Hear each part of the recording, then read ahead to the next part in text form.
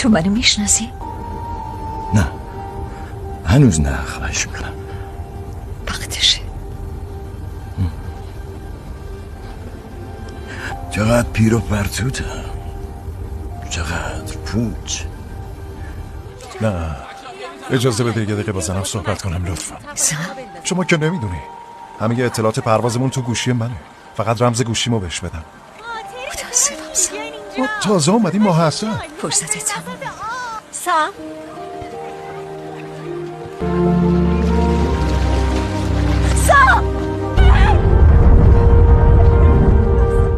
سهم تو از دنیا همین بود کوچولو.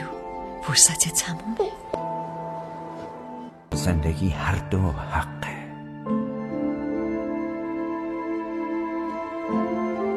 مردم شاید آمادگی محبت منو نداشته باشن، اما به هر حال اونو دریافت میکنن، موقعیت و شرایطش هرچی که باشه. در نهایت خودمونیم و خودمون.